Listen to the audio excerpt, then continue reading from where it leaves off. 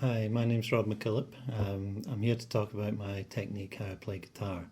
A number of people ask me how I play because I have, well, it's fair to say, an unorthodox technique for classical guitar. I don't want to be one of those guys on the internet and come on and tell you this is how to play guitar. I'm not that person. If you're a student learning guitar, completely ignore everything I'm about to say because I say it's an unorthodox technique, it's not normal. But if you like what I do, then hopefully this explanation will make things clear to you how I get that sound, should you want it. Okay, the first thing to start with is the guitar itself, because it's not just all in the fingers. The instrument has something to do with it, of course. What's unusual about the guitars I play is the scale length between the bridge and the nut is only 60 centimetres. Most classical guitars are 65 centimetres, so taking off 5 centimetres is quite a big difference. Now, of course, that has some advantages for the left hand, but really it's for the sound that I choose these small guitars. It gives a more focused sound. There's less air to move around, less wood to move around, and I believe it gives me a more focused sound. I like it. The next thing is the strings. Strings. Very often I use gut strings or Nile gut. Nile gut is the nylon equivalent of gut. It's got some of the properties of gut. So made by a company called Aquila. Now they have a gut and silk set for romantic guitars from a period of about 1880 to 1940, the Taraga Pujol period. And this is the Nile gut equivalent I've got on at the moment. Beautiful, beautiful strings. I never had any trouble with them. I've still got them tuned down to E, despite the short string length. So that's an E.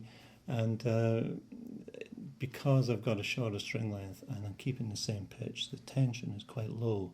So I have a very low tension instrument. I think the fashion today is for high tension and strong, loud instruments. This one is loud enough. I mean, I can play it along with other classical guitars and other instruments and not have any volume problems. I've never yet played in to 2,000 people in a hall, but I would probably use amplification anyway. So for me, it's loud enough. So that's the strings I use, and these strings, gut strings or Nile gut strings, they have a slightly rough texture, very slightly, which is great for flesh playing, because this is the next thing. I play without nails.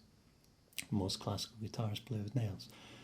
So I play with flesh, and I like to have a grip on the string as I play.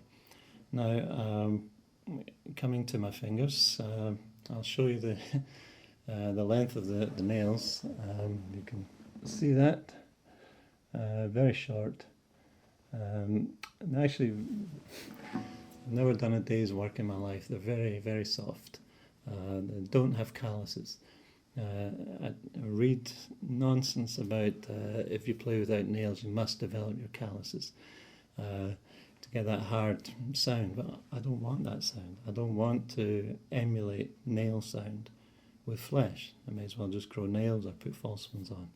I like the sound of flesh. It's different. So I try not to get calluses. I use moisturizer on my fingers, and well, it helps get the sound I get. The other thing is, of course, how I play the instrument, how I pluck the string. Give me a second, I'll try and focus in on my right hand. Okay, I hope you can see my hand here. What I like in my technique is to have a good rest stroke thumb. So for me, the thumb is fundamental to how I set my hand up. To do a rest stroke thumb properly and get a good sound, I need to collapse this side of my hand towards the soundboard a little bit. So I'm not playing the Taraga school like this, which is really set up for rest stroke playing. I do rest strokes, but not many.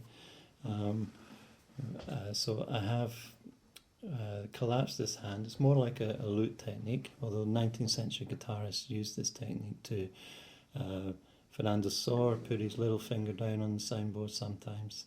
Rigonde has a picture of Rigonde with a thimble on his pinky to put on the soundboard to help stabilize his hand.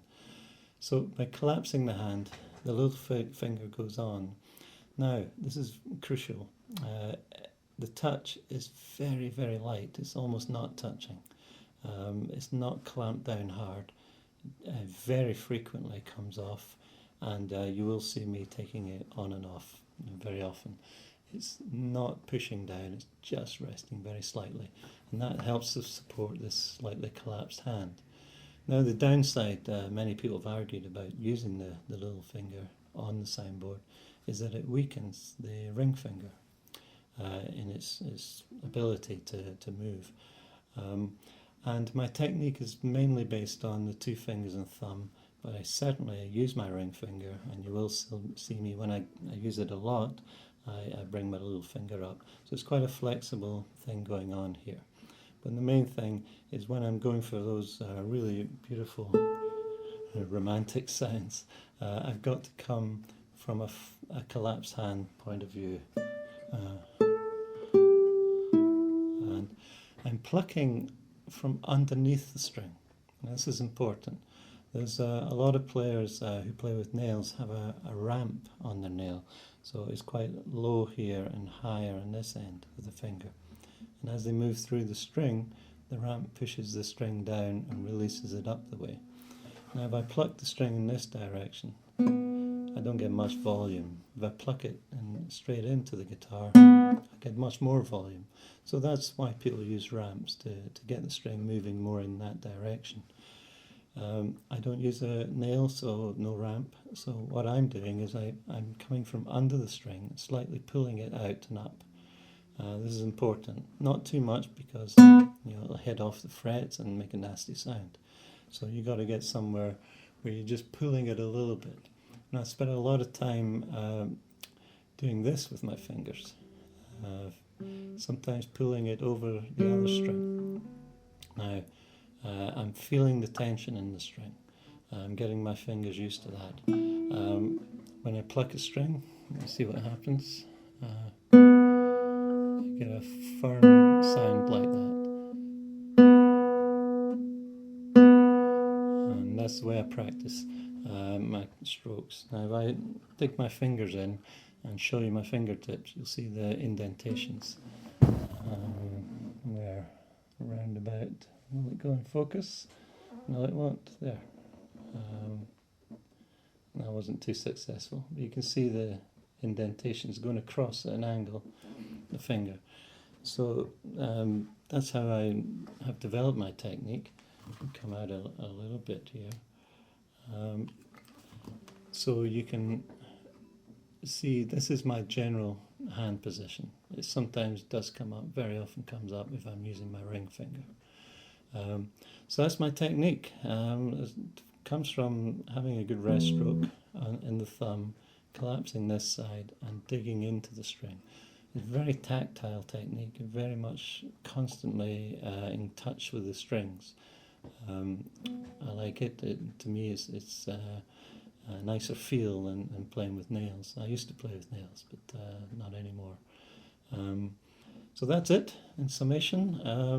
That's my style, and I hope you like it, but it's not for everyone. So again, if you're a student just starting out, do what your teacher tells you, and or if you don't have a teacher, I think still it's a good thing to play for a year without nails, even if you're going to end up playing with nails, because it gives you really good contact with the string.